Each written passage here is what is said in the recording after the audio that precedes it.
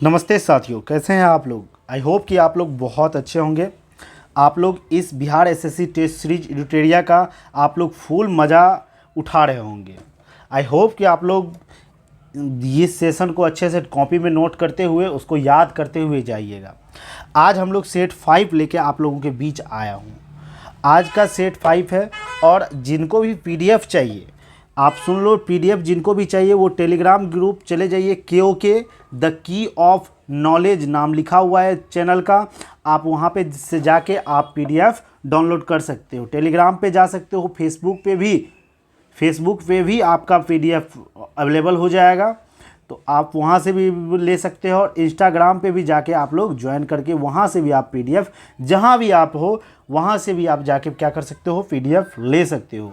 तो I hope कि आप लोगों को ये सूचना बहुत अच्छा लगेगा। और आप पीडीएफ लिखने का भी ज़रूरत नहीं है, आप पीडीएफ निकाल लो और उसको क्या करो, एक बार रिवीजन, एक बार टेस्ट दे दो, देखो कितना सही हुआ। फिर उसके बाद आके इसको आंसर को मिला लो। फिर उसके बाद क्या करो, उस पीडीएफ को रखते जाओ और उसी को रिवीजन बार बार करते जाओ। बहुत ही इंपॉर्टेंट आप लोगों के लिए होने वाला है, ठीक ना फ्रेंड्स। चलिए नेक्स्ट प्रश्न की ओर चलते हैं। पहले प्रश्न की ओर चलते हैं। आज का पहला प्रश्न देखिए क्या लिखा हुआ है। ध्यान से बारीकी से समझते हुए हर एक प्रश्न को जाना है फ्रेंड्स। देखिए क्या लिखा हुआ है।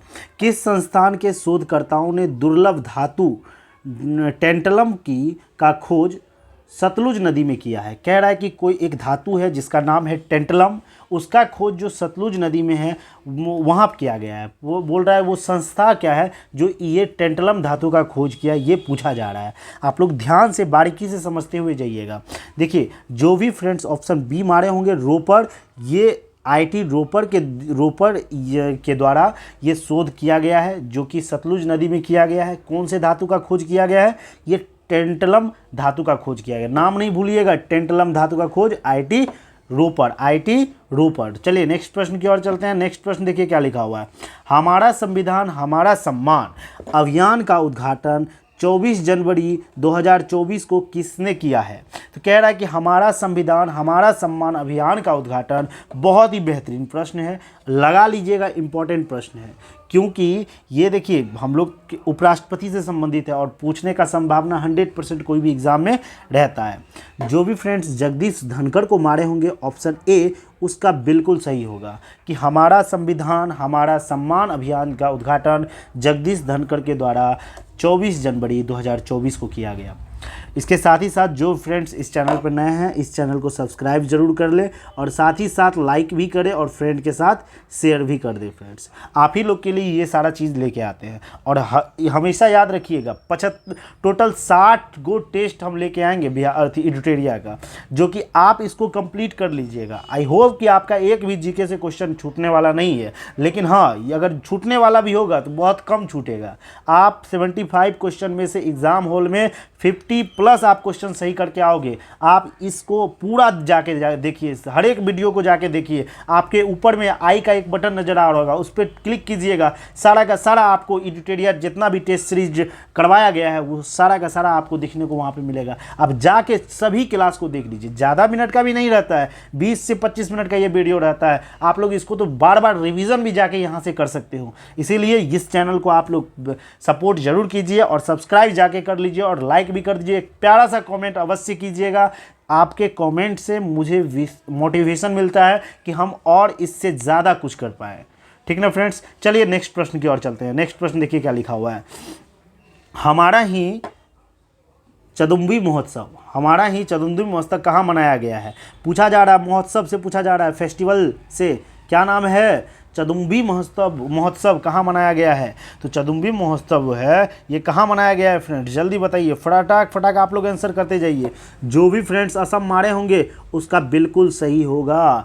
आप लोग सिर्फ क्वेश्चन तो रिमेंबर करते जाइए। अगर हम इसका डिटेल बताने लगे तो ये वीडियो कम से कम नहीं जाने वाला, तो 1.5 से 2 घंटा जाने वाला है। हम चाहते हैं कि आपके पास लिमिट सोर्स रहे। आप तो बहुत जगह पढ़े ही होंगे, आप यहाँ पे सेट मारिए, जितना सेट मार सके मारिए और जितना इसको कंप्लीट कर सके। और जो इंपॉर्टेंट लगे आपको, आप क्या कीजिए उसको कॉपी में नोट कर लीजिए। कॉपी में नोट करने के बाद अब उसको बार बार रिवीजन कीजिए। नहीं तो सीधी सी बात है, आप लोग जाइए के टेलीग्राम चैनल पे चले जाइए, के the key of knowledge channel पे।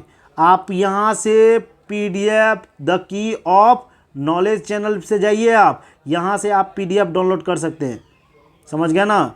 यहाँ से आप जाके पीडीएफ डाउनलोड कर सकते हैं, टेलीग्राम से जुड़ जाइए सब, आपको वहाँ पे सारा का सारा एडुटेरिया का पीडीएफ आपको प्रोवाइड कर दिया जाएगा। बहुत ही बेहतरीन ये प्रश्न आपके साथ लेके आता हूँ फ्रेंड्स। चलिए नेक्स्ट प्रश्न की ओर चलते हैं, और आप लोग कमेंट करके अवश्य बताइए और किस चीज़ का आपको चाहिए। बजट 2024-2025 के अनुसार पीएम आवास योजना के तहत कितने प्रतिशत ग्रामीण महिलाओं को मकान दिया गया है। पूछा जा रहा है कि जो बजट 2023-24 में है उसके अनुसार पीएम आवास योजना के तहत कितने प्रतिशत पूछा जा रहा है, ध्यान से याद रखिएगा। कितने प्रतिशत ग्रामीण पूछा जाए, कितने ग्रामीण, कितने प्रतिशत अगर नहीं पूछा जाएगा, नॉर्मल पूछा जाएगा कितना घर बनाने का, मकान बनाने का किया गया है। तो याद रखिएगा मकान के बारे में जब पूछा जाएगा तो याद रखिए 2 करोड़ और मकान बनेगा। कितना करोड़ और मकान बनेगा? 2 करोड़, CR लिख देते हैं नॉर्मल, करोड़ और मकान। अब प्रतिशत पूछा जा रहा है तो प्रतिशत आपका हो जाएगा फ्रेंड्स 70%। याद रखिएगा ग्रामीण महिलाओं को मकान दिए गए हैं। अभी तक में टोटल कितने ग्रामीण, मतलब कितने प्रतिशत मकान ग्रामीण महिलाओं को दिए गए हैं? 70% मकान दिए गए हैं, और 2 करोड़ मकान बनाए जाएंगे। ये बनाए जाएंगे फ्रेंड, ये भी याद रखना है आप लोगों को। ये दोनों प्रश्न बहुत ज़्यादा इंपॉर्टेंट है, भीविया लगा लीजिएगा। बहुत खतरनाक प्रश्न एडुटेरिया पूछ रहा है। आप लोग लास्ट तक वीडियो में बने रहिए, बहुत ही बेहतरीन आप लोग के आपका सेशन जाने वाला है। नेक्स्ट प्रश्न की ओर चलते हैं, देखिए क्या लिखा हुआ है। बजट 2024, फिर इस बजट से क्वेश्चन जो कि बहुत ज़्यादा एग्जाम के, बिहार के एग्जाम के लिए बजट इकोनॉमिक्स जो है ना वो रीड होती है, जो कि 4-5 क्वेश्चन पूछ ही दिया जाता है, इसीलिए इसको हम लोग इग्नोर करके नहीं जा सकते हैं। देखिए बजट 2024-25 के अनुसार राजकोषीय घाटा जीडीपी का कितना प्रतिशत है। कह रहा है कि जो राजकोषीय घाटा वो जीडीपी का कितना प्रतिशत है, तो वो सीधा याद कर लीजिएगा 5.1। राजकोषीय घाटा कितना? 5.1। राजकोषीय घाटा कितना? 5.1, याद रख लीजिए। और चलिए नेक्स्ट प्रश्न की ओर चलते हैं। नेक्स्ट प्रश्न देखिए, अभी भी फिर से कह रहे हैं जिसको पीडीएफ चाहिए जाइए KOK the key of knowledge channel Telegram पे जाके आप वहां से पीडीएफ प्रोवाइड कर सकते हैं। चलिए नेक्स्ट, वैसे डिस्क्रिप्शन में आपको लिंक दे दिया जाएगा टेलीग्राम का, आप जाके वहां पे क्या कीजिए, वहां से ज्वाइन कीजिए और पीडीएफ ले लीजिए इसका। नेक्स्ट चलिए, my country my life. My country my life किसकी आत्मकथा है? तो माई कंट्री माई लाइफ जो किसकी आत्मकथा है सबको पता होना चाहिए, ये लाल कृष्ण आडवाणी की आत्मकथा है। जो भी फ्रेंड्स लाल कृष्ण आडवाणी मारे होंगे वो बिल्कुल सही है। नेक्स्ट प्रश्न की ओर चलते हैं, देखिए नेक्स्ट प्रश्न क्या कह रहा है। अंतर्राष्ट्रीय टेबल टेनिस महासंघ फाउंडेशन की पहली महिला भारतीय सदस्य कौन बनी है? कह रहा है कि जो टेबल टेनिस महासंघ है उस फाउंडेशन की पहली महिला भारतीय सदस्य कौन, सदस्य पूछा जा रहा है, तो सदस्य कौन बनी है ये पूछा जा रहा है फ्रेंड्स आपसे। तो याद रखिएगा, इसको सीधा याद कर लीजिएगा। वीटा दानी को जो है, वीटा दानी को क्या बनाया गया है? अंतर्राष्ट्रीय टेबल टेनिस महासंघ फाउंडेशन का पहली महिला भारतीय सदस्य बनाया गया है। नेक्स्ट प्रश्न की ओर चलते हैं, देखिए नेक्स्ट प्रश्न क्या लिखा हुआ है। हाल ही में राजकुमार कोहली का निधन हो गया, वह किस क्षेत्र से संबंधित था? तो राजकुमार कोहली के बारे में पूछा जा रहा है कि राजकुमार कोहली किस क्षेत्र से संबंधित था। तो हमेशा याद रखिएगा ये फिल्म और निर्माता एवं निर्देशक से संबंधित था। ये फिल्म बनाता था, डायरेक्टर भी था, और फिल्म भी बनाता था और डायरेक्टर भी था। ऐसे याद रखिएगा, फिल्म निर्माता एवं निर्देशक राजकुमार कोहली, फिल्म निर्माता निर्देशक, सीधा ही रट जाइएगा। नेक्स्ट प्रश्न की ओर चलते हैं, देखिए क्या लिखा हुआ है। जितना भी आप लोगों को प्रश्न देते हैं आप लोग इसको रटते हुए चले जाइए भाई, बहुत बेहतरीन आप लोग का सेशन ये जा रहा है। और 60 गो आप जिस दिन 60 का 60 एडुटेरिया का ये सेट आपने देख लिया, आपको यकीन दिलाता हूँ 50+ आप स्कोर करके आओगे। किसी भी एग्ज़ाम में अगर नहीं, आप बिहार SSC का एग्ज़ाम देने जाओगे 75 क्वेश्चन में से आप 50 क्वेश्चन आप प्लस ही करके आओगे, उससे नीचे नहीं कराओगे। इसीलिए ध्यान से लास्ट तक वीडियो को जरूर देखें।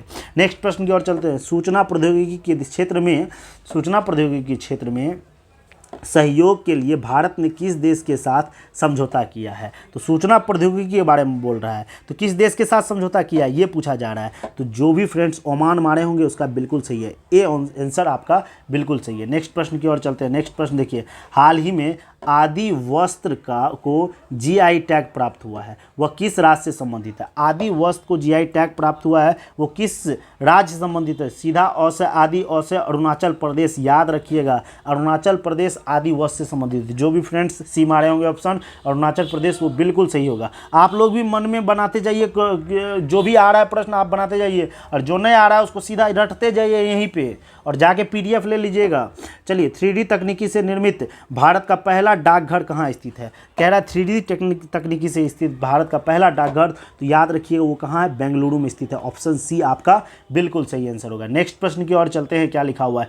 अरेबिका रोबस्टा, याद रखिए अरेबिका रोबस्टा किसकी किस्में हैं? तो अरेबिका रोबस्टा जो है वो कॉफ़ी की किस्में हैं। सीधा याद रखिएगा, अरेबिका और रोबस्टा दोनों कॉफ़ी की किस्में हैं, ना कि चाय और कपास की। ये ओनली फॉर कॉफ़ी की किस्में हैं। सी आपका बिल्कुल सही आंसर होगा। नेक्स्ट प्रश्न की ओर चलते हैं। नेक्स्ट देखिए क्या लिखा हुआ है? निम्नलिखित में से ब्रह्मपुत्रा की सहायक नदी, ब्रह्मपुत्रा की सहायक नदी नहीं है।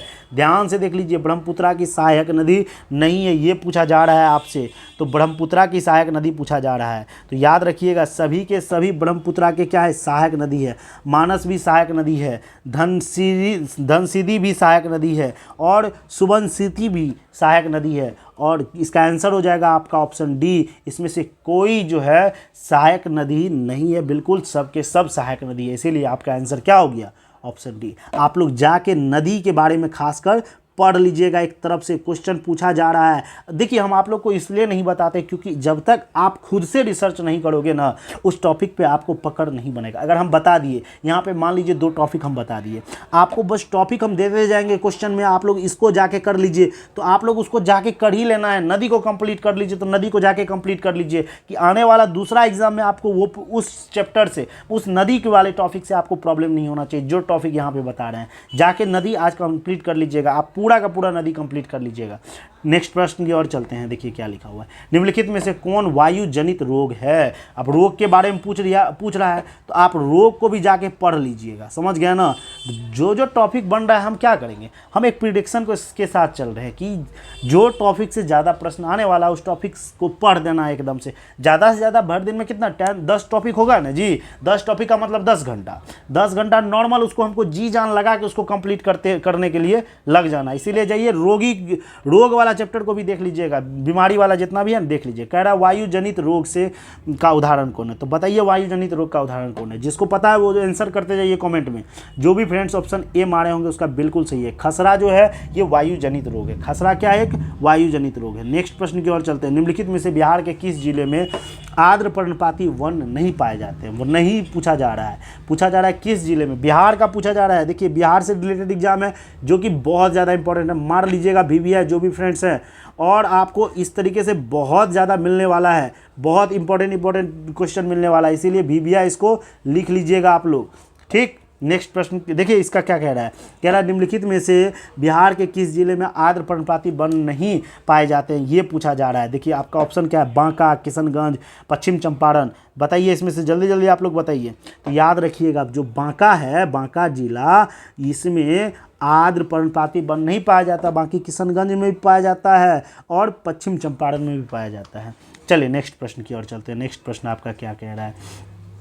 राज्य विधान परिषद के सदस्यों के निर्वाचन में शामिल होते हैं। पूछा जा रहा है राज्य विधान परिषद के जो सदस्यों के निर्वाचन में शामिल होते हैं, कौन शामिल होते हैं? तो याद रखिए, जब राज्य विधान परिषद की बात हो तो हम लोग को पता है ना जी। सबसे पहले इतना तो आपको पता है कि हम लोग को क्या पढ़ना पड़ता है? संसद 3 गो चीज़ पढ़ना पड़ता है। संसद अगर पूछा जाएगा, संसद को कितने टाइप में डिवाइड किया गया तो बताते चलिए आप लोग कमेंट करके। संसद में एक होता है लोकसभा, एक क्या होता है? राज्यसभा। होता है कि नहीं होता? उसी तरीके से जो हम लोग राज्य के संसद की बात करें, तो राज्य की संसद की बात करें, इसमें क्या होता है? 2 टाइप होता है। एक होता है विधानसभा, एक विधानसभा, और दूसरा क्या होता है? विधान परिषद। ये सब चीज़ आप लोग को होना चाहिए। आप लोग जाइए इस टॉपिक को पढ़ लीजिएगा। विधान परिषद, समझ गए ना? परिषद जो आप यहाँ पे देखने को मिल रहा है, कह रहा है विधान परिषद में मतलब कह रहा है निर्वाचन में शामिल होता है। पूछा जा रहा है कि विधान परिषद में जो निर्वाचन में शामिल होता है, कौन होता है शामिल? तो याद रखिएगा, माध्यमिक शिक्षक जो है इसमें शामिल होता है। ऑप्शन बी आपका बिल्कुल सही आंसर होगा। समझ गए ना फ्रेंड्स? चलिए नेक्स्ट प्रश्न की ओर चलते हैं। नेक्स्ट प्रश्न देखिए क्या लिखा हुआ है। कह रहा है भारतीय संविधान के अनुच्छेद 388 किससे संबंधित है। 388 पूछा जा रहा है किससे संबंधित है, तो 388 नहीं 338 पूछा जा रहा है कि ये अनुच्छेद 338 जो है ये किससे संबंधित है, ये पूछा जा रहा है। तो आप लोग जल्दी जल्दी कमेंट करके बताइए 338 किससे संबंधित है। याद रखिएगा ये किससे संबंधित है, राज्य अनुसूचित जाति आयोग से संबंधित है। ऑप्शन ए आपका बिल्कुल सही आंसर होगा। नेक्स्ट प्रश्न की ओर चलते हैं, देखिए क्या लिखा हुआ है। राष्ट्रपति द्वारा कला, साहित्य, खेल आदि क्षेत्रों में 12 व्यक्तियों को मनोनयन संबंधित प्रावधान किस देश के संविधान से लिया गया है। पूछा जा रहा है कि जो राष्ट्रपति के द्वारा जो 12 व्यक्ति को मनोनीत किया जाता है वो मतलब कहाँ से लिया गया है, ये किस देश से लिया गया है, तो यही पूछा जा रहा है। तो जो भी फ्रेंड्स आयरलैंड मारे होंगे, जो 12 को सदस्य को मनोनीत करता है वो कहाँ से लिया गया है, किस देश से लिया गया है ये रूल, तो ये लिया गया है आयरलैंड से लिया गया। ऑप्शन ए आपका बिल्कुल सही आंसर होगा। जो भी फ्रेंड्स ऑप्शन ए मारे होंगे वो बिल्कुल सही है। सबसे पहले एक और टॉपिक आप लोग को देंगे कि आप लोग इस टॉपिक को भी जाके एक बार देख लीजिएगा कि किस देश से क्या चीज़ लिया गया, इस टॉपिक को जाके आप लोग देख लीजिएगा। ये टॉपिक आप लोग का है तो आप लोग जाके देख लीजिएगा, समझ गए ना। तो क्या है, किस देश से किसको लिया गया है, समझ गए ना, किस देश से किसे लिया गया है, इसको जाके आप लोग क्या कीजिएगा, देख लीजिएगा। चलिए नेक्स्ट प्रश्न की ओर चलते हैं। नेक्स्ट प्रश्न देखिए क्या है, निम्नलिखित में से कौन से युग्म सही नहीं है। देखिए क्वेश्चन कह रहा है सही नहीं है, ये पूछा जा रहा है। तो सही नहीं है वाला चुनिएगा। राज्यसभा की संरचना बिल्कुल 80 है, लोकसभा की संरचना 81 है, भारत का महानी आबादी 76, ये भी बिल्कुल सही है। राष्ट्रपति का पद 52 नहीं होता है, याद रखिएगा। राष्ट्रपति का पद 56 नहीं होता है, राष्ट्रपति का पद 52 होता है, आप लोग को ये भी याद रहना चाहिए। चलिए नेक्स्ट प्रश्न, जो भी ऑप्शन डी मारेंगे उसका बिल्कुल सही है। नेक्स्ट प्रश्न की ओर चलते हैं और जल्दी जल्दी हम लोग खत्म करते हैं। और इस चीज़ को बार बार आप लोग रिवीजन कर लीजिएगा, सेव कर लीजिएगा, मोबाइल में डाउनलोड करके रख लीजिएगा, इसको देखते जाइएगा। 60 को आप सेट देख लीजिएगा, बार बार रिवीजन कर लीजिएगा। आपको लग रहा है कि कितना क्वेश्चन, आप 75 क्वेश्चन जो रहेगा 75 क्वेश्चन ईच सेट में रहेगा, प्रत्येक सेट में रहेगा। आप सोच लीजिए 60 दिन तक ये सेट चलेगा, कितना क्वेश्चन रहेगा आपके पास, और उतना क्वेश्चन आप रिमेंबर कर लीजिएगा। आप लोग कैलकुलेट करके बताइए तो कितना क्वेश्चन हुआ टोटल, उतना क्वेश्चन आप लोग कर लीजिए कंप्लीट। तो आपको सोचिए कभी भी मतलब कभी नहीं, जीके में, बिहार एसएससी के जीके में आपको 50 से ज़्यादा नंबर नहीं आएगा, सोच के देखिए थोड़ा सा। इसीलिए आप लोग लास्ट तक वीडियो में जरूर बने रहें। प्रथमतः आपात स्थिति की घोषणा कितने समय के लिए सीमित की जा रही सकती है। तो कह रहा है कि कितने समय तक सीमित की जा सकती है। तो जो भी फ्रेंड्स जानते होंगे 6 माह, उसका बिल्कुल सही आंसर ऑप्शन बी आपका बिल्कुल सही है। नेक्स्ट चलिए क्या लिखा हुआ है, भारतीय संसद की सबसे बड़ी समिति कौन सी है। तो भारतीय संसद की सबसे बड़ी समिति सबको पता है ना, समिति क्या वो है, प्राक्कलन समिति, लोक लेखा समिति, लोक उपकरण समिति, तो ये सब सारा का सारा समिति है, जाके इसको भी देख लीजिएगा। तो प्राक्कलन समिति में टोटल सदस्य बता देते हैं, 30 को सदस्य होता है, समझ गए ना।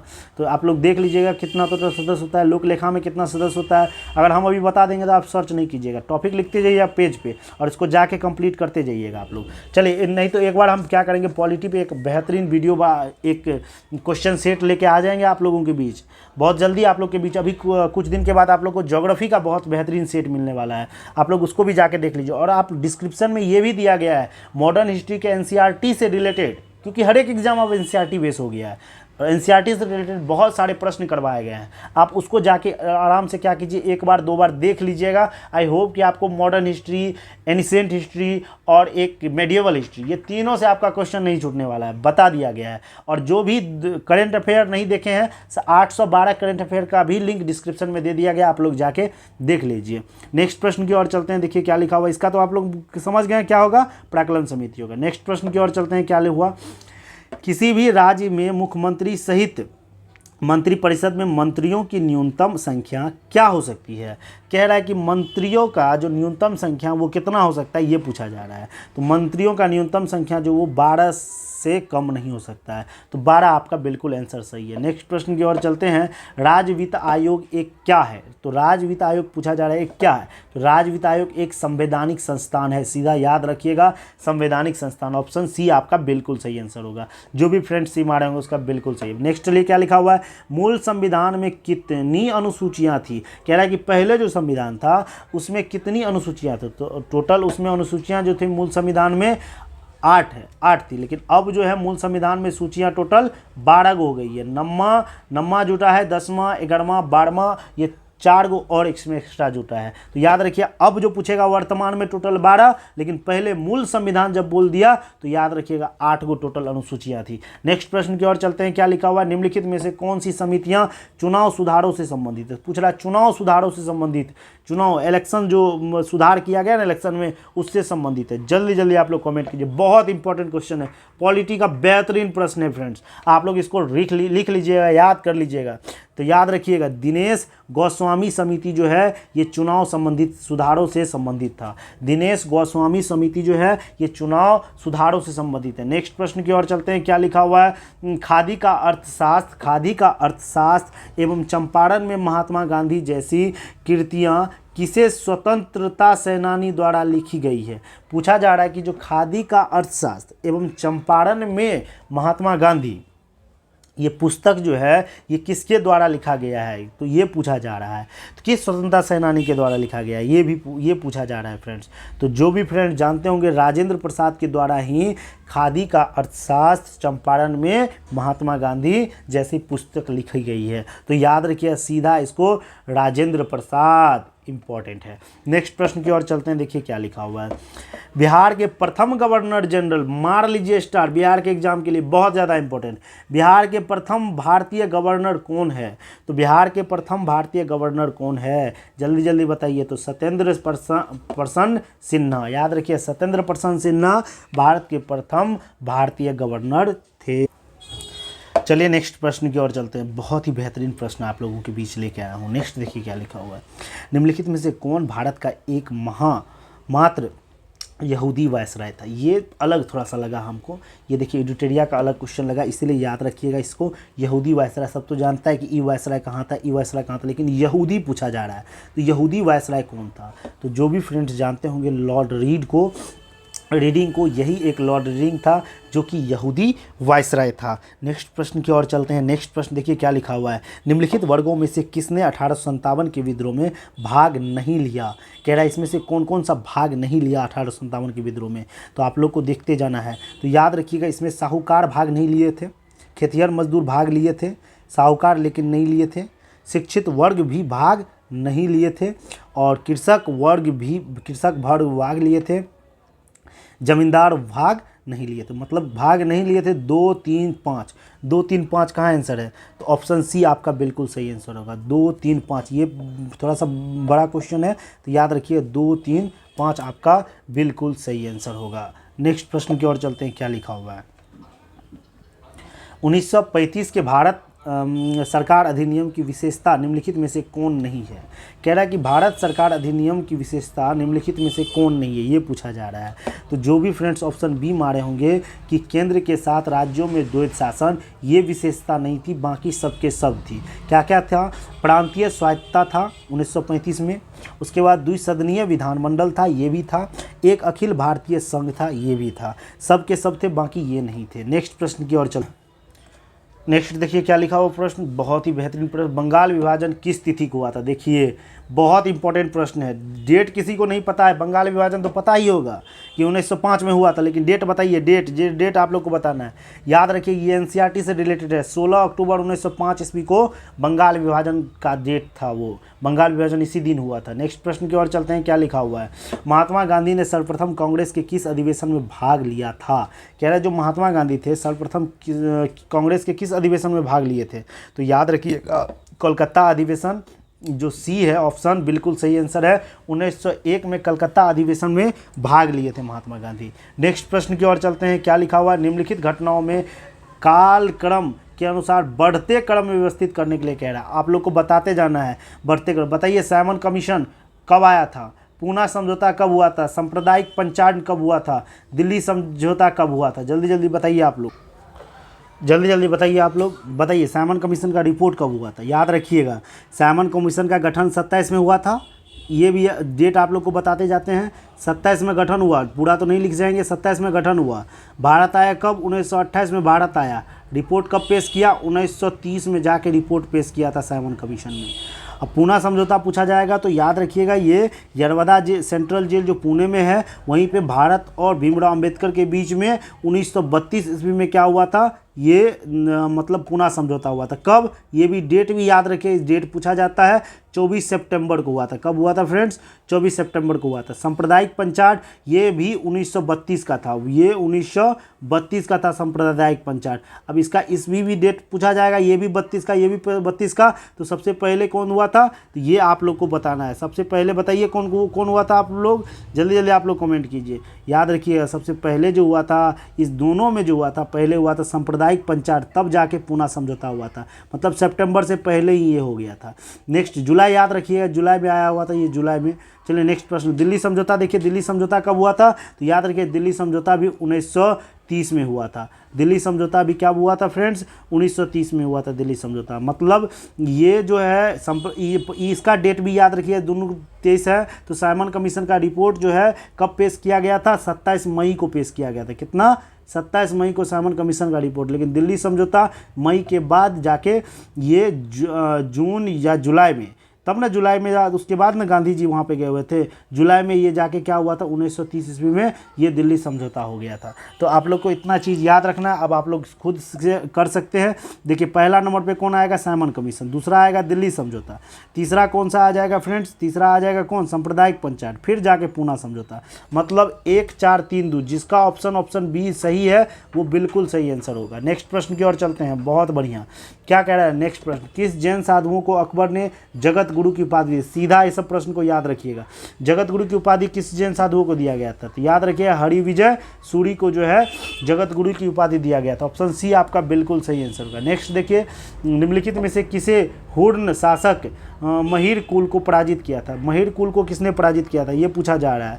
तो महिर कुल को किसने पराजित किया था, सीधा याद रखिए महिर कुल को ये यशोधर्मन ने पराजित किया था। नेक्स्ट प्रश्न की ओर चलते हैं। नेक्स्ट प्रश्न क्या लिखा हुआ है, सिंधु घाटी की सभ्यता संबंधित है, किससे संबंधित है सिंधु घाटी की सभ्यता, तो याद रखिएगा ये आदि ऐतिहासिक युग से है। ऑप्शन सी आपका बिल्कुल सही आंसर होगा।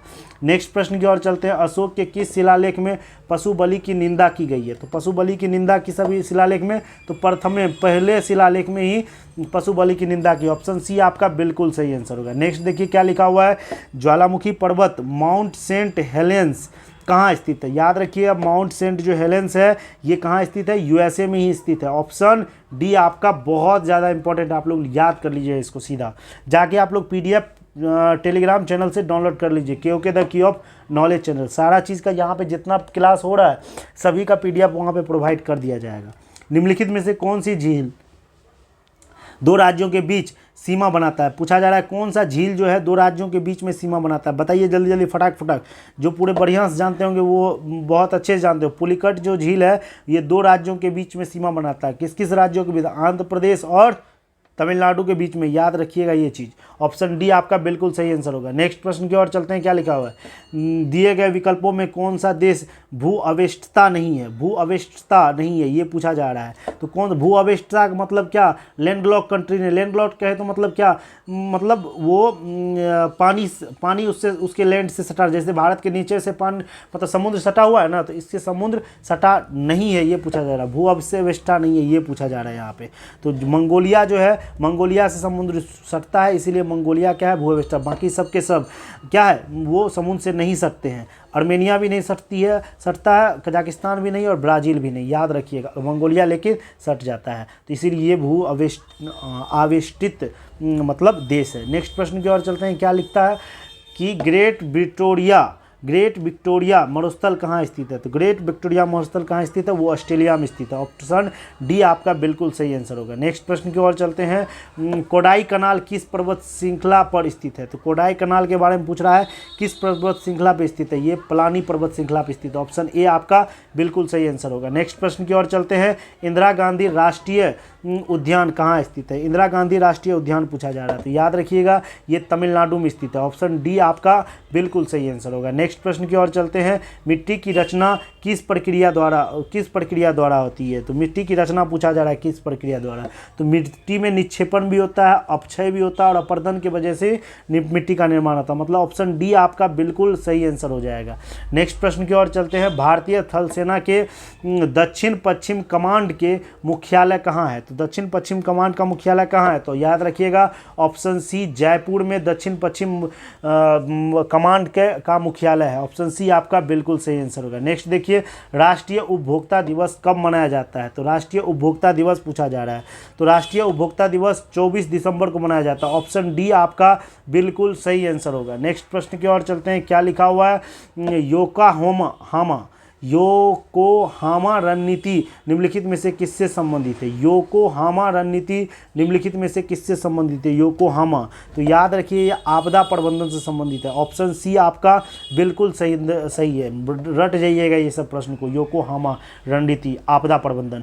नेक्स्ट प्रश्न की ओर चलते हैं, क्या लिखा हुआ है? वे कौन से विशेष प्रकार के भौतिक और तटीय पारिस्थितिकी तंत्र है जिसे यूनेस्को के मानव और जीव मंडल प्रोग्राम के अंतर्गत मान्यता प्राप्त है? बताइए जल्दी से। तो याद रखिएगा जीव मंडल आरक्षित क्षेत्र को ही यूनेस्को के द्वारा क्या है? मान्यता प्राप्त है। याद, ऑप्शन ए आपका बिल्कुल सही आंसर होगा। घबराना नहीं है बड़ा प्रश्न देख के, इसलिए बारीकी से इसको पढ़िएगा, एकदम समझ जाइएगा। नेक्स्ट प्रश्न की ओर चलते हैं। नेक्स्ट प्रश्न देखिए आपका क्या लिखा हुआ है? पंचायत बांध पूछा जा रहा है। पंचायत बांध किस नदी पर बनाया गया है? तो पंचायत बांध किस नदी पे बनाया गया है? तो दामोदर नदी पे बनाया गया। आप लोग को कमेंट करके बताना है दामोदर नदी किस राज्य में है, किस राज्य में। आप लोग सर्च करके बताइए, कैसे भी बताइए, जल्दी से बताइए दामोदर नदी किस राज्य में है। कमेंट कीजिए जल्दी जल्दी, सबका कमेंट हम देख रहे हैं। नेक्स्ट प्रश्न की ओर चलते हैं, क्या लिखा हुआ है? उदारीकरण, निजीकरण और भूमंडलीयकरण की नई आर्थिक नीति घोषित की गई है। प्रधानमंत्री कौन थे उस समय जब उदारीकरण, निजीकरण और भूमंडलीकरण की या नई आर्थिक घोषणा किया जा रहा था? उस समय का प्रधानमंत्री कौन था, ये पूछा जा रहा है। तो जो भी फ्रेंड्स नरसिम्हा राव को मारे होंगे ऑप्शन सी वो बिल्कुल सही है। नेक्स्ट प्रश्न की ओर चलते हैं, क्या लिखा हुआ है? यदि पदार्थ का चुंबकीय संवेग शून्य है तो पदार्थ है, तो पदार्थ का कह रहा है चुंबकीय संवेग जब शून्य हो जाएगा तो पदार्थ क्या हो जाएगा? प्रतिचुंबकीय हो जाएगा, प्रतिचुंबकीय हो जाएगा। अनुचुंबकीय नहीं हो सकता है क्योंकि उसका आवेग संवेग क्या हो गया? शून्य हो गया, इसीलिए वो क्या हो गया? प्रतिचुंबकीय हो गया, चुंबक रही विहीन जिसको कहते हैं। नेक्स्ट प्रश्न की ओर चलते हैं, किस स्थान पर पृथ्वी के चुंबकीय क्षेत्र की दिशा होती है? तो पृथ्वी की चुंबकीय क्षेत्र की जो दिशा होती है वो किस क्षेत्र में होती है? तो याद रखिएगा ऑप्शन डी चुंबकीय दक्षिण से उत्तर की ओर जो होता है इसका दिशा होता है। ऐसा देखिए हम लोग पढ़े हैं ना कि नॉर्थ साउथ होता है ऐसे करके, ये तो ईस्ट वेस्ट हो गया, नॉर्थ साउथ। चुंबकीय ऐसे एक रहता है ये, तो याद रखिए ऊपर वाला नॉर्थ होता है, ऊपर वाला साउथ होता है। दिशा जब पूछा जाएगा तो दक्षिण से ऐसे करके दक्षिण से उत्तर की ओर जाता है, ये दिशा होता है चुंबकीय क्षेत्र की। चलिए नेक्स्ट प्रश्न की ओर चलते हैं, क्या लिखा हुआ है? टेस्ला इकाई है। टेस्ला किसका इकाई है? टेस्ला जो है ये किसका इकाई है? सीधा याद रखिए चुंबकीय क्षेत्र का इकाई टेस्ला है। विद्युतीय क्षेत्र का एम्पियर हो जाएगा, विद्युत क्षेत्रीय का क्या हो जाएगा? एम्पियर हो जाएगा। विद्युत प्रवाह का आमीटर हो जाएगा। चुंबकीय प्रवाह का, तो आप लोग कमेंट करना है चुंबकीय प्रवाह का क्या हो जाएगा। नेक्स्ट प्रश्न की ओर चलते हैं, क्या लिखा हुआ है? एमआरआई मशीन में इसमें से किसका उपयोग होता है पूछा जा रहा है। तो एमआरआई मशीन में किसका उपयोग होता है? तो याद रखिए चुंबकीय तरंग का उपयोग होता है। ऑप्शन डी आपका बिल्कुल सही आंसर होगा। नेक्स्ट प्रश्न की ओर चलते हैं, निम्नलिखित में से किसकी भेदन क्षमता सबसे अधिक होती है? भेदन क्षमता पूछा जा रहा है किसकी अधिक होती है? तो याद रखिए गामा किरण की भेदन क्षमता सबसे अधिक होती है। ऑप्शन बी आपका बिल्कुल सही आंसर होगा। नेक्स्ट प्रश्न की ओर चलते हैं, निम्नलिखित में से किसका नाभिकीय ईंधन के रूप में प्रयोग नहीं किया जाता है? तो नाभिकीय ईंधन के रूप में प्रयोग किसका नहीं किया जाता है? याद रखिएगा हीलियम का प्रयोग नाभिकीय ईंधन के रूप में, बाकी सबका सब किया जाए। यूरेनियम भी किया जाता है, थोरियम भी, प्लूटोनियम भी, ये नाभिकीय ईंधन के रूप में किया जाता है। हीलियम तो किया ही नहीं जाता है। नेक्स्ट प्रश्न की ओर चलते हैं, क्या लिखा हुआ है? कोशिका में किसकी मात्रा 80 से अधिक है? 80% से अधिक है कोशिका के अंदर कह रहा है। तो आप लोग को पता ही होगा 80 से अधिक किसका होगा? जल का होगा। ऑप्शन डी आपका बिल्कुल सही आंसर है। सीधा रट जाइए, छोटका छोटका प्रश्न ही क्या करता है? गलती करवाता है एग्जाम में। नेक्स्ट प्रश्न की ओर चलते हैं, क्या लिखा हुआ है? निम्नलिखित में से किसके द्वारा पेंसिलिन का उत्पादन संभव है? तो किसके द्वारा पेंसिलिन का उत्पादन संभव है ये पूछा जा रहा है। ये नहीं कह रहा पेंसिलिन का खोज किसने किया था, ये कह रहा है पेंसिलिन का जो उत्पादन है किसके द्वारा संभव है? तो याद रखिए फफूंदी के द्वारा। याद रखिए ऑप्शन सी फफूंदी के द्वारा। आप लोग को कमेंट करना है कि पेंसिलिन का खोज किसने किया था, ये आप लोगों को कमेंट करना है। खोज किसने किया था? कमेंट करके जल्दी जल्दी बताइए, जो बाद में देख रहे हैं वो भी बताइए, जो अभी देख रहे हैं वो भी बताइए। नेक्स्ट प्रश्न की ओर चलते हैं, क्या लिखा हुआ, हवाई जहाज के ब्लैक बॉक्स का रंग होता है, बताइए। ये नारंगी रंग का होता है। देखे थे ना वो जो विपिन रावत साहब जो मरे हुए थे, उसका जो ब्लैक बॉक्स बोला था कि ब्लैक बॉक्स से पता चलेगा कैसे मरा कैसे मरा, तो यही नीला रंग का उसका ब्लैक बॉक्स होता है, याद रखिएगा इस सब चीज़ को। नेक्स्ट प्रश्न की ओर चलते हैं, जंतु वसा में समानतक क्या होता है, जो कह रहा है जंतु वसा में समानतक क्या होता है। जंतु वसा में जो होता है संतृप्त वसा अम्ल होता है। जंतु वसा में क्या होता है, संतृप्त वसा अम्ल होता है। चलिए नेक्स्ट प्रश्न की ओर चलते हैं। नेक्स्ट प्रश्न क्या कह रहा है, एक खाद्य श्रृंखला में सर्वाधिक संख्या किसकी होती है, सबसे ज़्यादा संख्या किसकी होती है, अपघटन का होता है। किसका संख्या होता है सबसे ज़्यादा, अपघटक का सर्वाधिक संख्या होता है। ऑप्शन डी आपका बिल्कुल सही आंसर होगा। नेक्स्ट प्रश्न की ओर चलते हैं, प्रयोगशाला में सर्वप्रथम जीन संश्लेषण का खोज किसने किया था, जीन संश्लेषण का खोज किसने किया था, ये पूछा जा रहा है। तो याद रखिए खुराना साहब जो थे ये जीन संश्लेषण का खोज किया था, खुराना ने। ऑप्शन बी आपका बिल्कुल सही आंसर होगा। नेक्स्ट देखिए, शरीर के विभिन्न भागों में ऑक्सीजन कौन पहुंचाता है, तो शरीर के विभिन्न भागों में ऑक्सीजन जो पहुंचाता है वो लाल रुधिर कणिका द्वारा पहुंचाता है। ऑप्शन ए आपका बिल्कुल सही आंसर हो जाएगा। नेक्स्ट प्रश्न की ओर चलते हैं, हीमोफीलिया किस प्रकार का रोग है, तो हीमोफीलिया पूछा जा रहा है किस प्रकार का रोग है, याद रखिएगा अनुवांशिक रोग है। ऑप्शन बी आपका बिल्कुल ठीक है, हीमोफीलिया जो है अनुवांशिक रोग है। ऑप्शन बी आपका बिल्कुल सही है। कृत्रिम उपग्रह धरती से सुस्पष्ट रूप से ट्रैक किया जा सकता है, तो कृत्रिम उपग्रह जो है धरती से सुस्पष्ट रूप से ट्रैक किया जा सकता है, जल्दी बताइए। डॉपलर प्रभाव के द्वारा, याद रखिएगा ए, डॉपलर प्रभाव के द्वारा कृत्रिम उपग्रह धरती से सुस्पष्ट रूप से ट्रैक किया जा सकता है। ऑप्शन ए आपका बिल्कुल सही आंसर होगा। नेक्स्ट देखिए, शरीर का ताप नियंत्रण केंद्र कहाँ स्थित है, तो शरीर का ताप नियंत्रण केंद्र सीधा का सीधा याद रखिएगा हाइपोथैलेमस में स्थित है। ऑप्शन ए आपका बिल्कुल सही आंसर होगा। नेक्स्ट प्रश्न की ओर चलते हैं, क्या लिखा हुआ, वह कौन सा ग्रह है जिसके चारों ओर सल्फ्यूरिक अम्ल, बहुत ज़्यादा इंपॉर्टेंट प्रश्न, जिसको भी इसका आंसर पता है फटाक फटाक कमेंट में दीजिए, मेरे आंसर बोलने से पहले आप लोग आंसर कीजिए, बहुत ज़्यादा इंपॉर्टेंट प्रश्न है। क्या लिखा हुआ है, वह कौन सा ग्रह है जिसके चारों ओर सल्फ्यूरिक अम्ल है, कमेंट कीजिए आप लोग। तो याद रखिएगा वो ग्रह कौन सा है, तो शुक्र ग्रह है। ऑप्शन बी आपका बिल्कुल सही आंसर हो जाएगा। नेक्स्ट प्रश्न की ओर चलते हैं, क्या लिखा हुआ है, किस युग्मों में भौतिक राशि के समान विमीय सूत्र नहीं है, बताइए। इसमें से कह रहा है कि एक समान जो विमीय सूत्र किसका नहीं है, सीधा याद कर लीजिएगा, बल और दाब का तो एक समान, क्योंकि इसका न्यूटन हो जाता है, इसका न्यूटन प्रति मिनट या प्रति सेकेंड कह सकते हैं, प्रति सेकेंड हो जाता है, इसीलिए इस दोनों का समान नहीं है। बाकी कार्य और ऊर्जा का भी समान है, आवेग और संवेग का भी समान है, भार और बल का भी भार का भी न्यूटन और बल का भी न्यूटन हो जाता है, आवेग और संवेग का भी समान है, इसीलिए बल एवं दाब का समान नहीं। ऑप्शन ए आपका बिल्कुल सही आंसर होगा। नेक्स्ट देखिए क्या लिखा हुआ है, तूतिया या नीला तोता, सीधा याद रखिए तूतिया या नीला, जब ये नजर आए तो याद रखिए कॉपर। अब सी यू किस में है, तो याद रखिए बी वाला में देख लीजिए खटाक से, ऑप्शन बी आप लोग मार दीजिए। CuSO4 5H2O ये नीला थोथा होता है। नीला थोथा कौन होता है, CuSO4 5H2O। 69 आपका हो गया, 69 का। अब बहुत ही कम प्रश्न है, जल्दी 75 लास्ट तक आप लोग बने रहिए, बहुत ज़्यादा इंपॉर्टेंट है। इसमें से किस रोग में प्रतिरक्षा प्रणाली कम प्रभावित या नहीं होती है, तो बताइए जल्दी जल्दी फटाक से। परीक्षा पर तो याद रखें इन्फ्लुएंजा में जो है ये प्रतिरक्षा प्रणाली कम प्रभावित होता है, याद रखिए इतना चीज़। इन्फ्लुएंजा अगर किसी को हो जाए तो उसमें, बाकी एड्स में क्या होता है, प्रतिरक्षा का मतलब क्या होता है, एंटी कहते हैं ना कि एंटीवायरस जब आएगा तो एंटीबायोटिक उसको मारेगा जाके, तो वही होता है। तो याद रखिए एड्स की वजह से प्रतिरक्षा प्रणाली पर प्रभाव पड़ता है, पोलियो में भी, हाइड्रोफोबिया में भी। नेक्स्ट प्रश्न की ओर चलते हैं, क्या लिखा हुआ, किस ब्लड समूह वालों में एंटीजन प्रतिजनन अनुपस्थित रहता है, कह रहा है कि एंटीजन रहबे न करता है, किस में, किस ब्लड में, तो याद रखिए ओ वाला में जो है, ओ जो है सर्वदाता इसको कहा जाता है, इसमें एंटीजन नहीं रहता, एंटीजन अनुपस्थित रहता है। आंसर इस लोग को याद रट जाइएगा सीधा। नेक्स्ट प्रश्न की ओर चलते हैं। नेक्स्ट देखिए प्रश्न क्या कह रहा है कि किस साइंटिस्ट ने माइटोकॉन्ड्रिया का नामकरण किया था, तो माइटोकॉन्ड्रिया का नामकरण किसने किया था, तो याद रखिएगा कार्ल एवं बेंद बेंदा ने, ये सब बहुत ज़्यादा इंपॉर्टेंट है। कार्ल और एवं बेंदा ने क्या किया था, माइटोकॉन्ड्रिया का नामकरण किया था। ऑप्शन सी आपका बिल्कुल सही आंसर होगा। नेक्स्ट देखिए, सोडियम एसीटेट को सोडा लाइम के साथ गर्म करने पर गैस उत्पन्न होता है। तो सोडियम एसीटेट को सोडा लाइम के साथ गर्म करने पर गैस उत्पन्न होता है, तो वो गैस कौन सा है? तो याद रखिए ऑप्शन सी, वो मीथेन गैस है, जो कि मीथेन गैस उत्पन्न होता है। ऑप्शन सी आपका बिल्कुल सही आंसर होगा। नेक्स्ट देखिए क्या कह रहा है, इसमें से अल्युमिनियम का अयस्क है। तो अल्युमिनियम का अयस्क कौन है? तो याद रखिए बॉक्साइट भी अल्युमिनियम का अयस्क है, क्रायोलाइट भी अल्युमिनियम का अयस्क है, कोरंडम भी एल्युमिनियम का अयस्क है। बाकी सब के सब मतलब ऑप्शन डी आपका बिल्कुल सही आंसर हो जाएगा। नेक्स्ट प्रश्न की ओर चलते हैं, क्या लिखा हुआ है।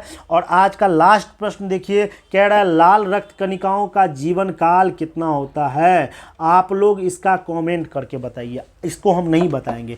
आप लोग जो भी जहाँ से सर्च हो, जिसको आता है वो भी कमेंट कीजिए, जिसको नहीं आता वो भी सर्च करके कमेंट करके बताइए। पूरा एनालिसिस करके आप लोग इसका आंसर बताइएगा। इसका आंसर हमको जानना है। आप लोग आंसर कीजिए कि लाल रक्त कणिका का जीवन काल कितना होता है, आप लोग कमेंट करके ज़रूर बताइए। और जो भी फ्रेंड्स इस चैनल पे नए हैं, इस चैनल को जाके लाइक कर दे और अपने फ्रेंडों के साथ शेयर कर दे, और साथ ही साथ सब्सक्राइब करना ना भूले, क्योंकि आपके लिए हम 60 दिन का बिहार एसएससी का टेस्ट सीरीज लाए हैं।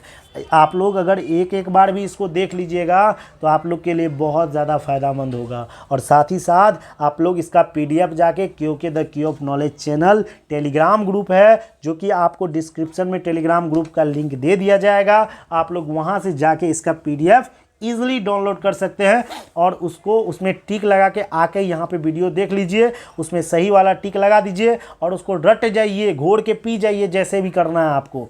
चलिए मिलते हैं नेक्स्ट वीडियो में। आज के लिए इतना ही। जय हिंद, जय भारत।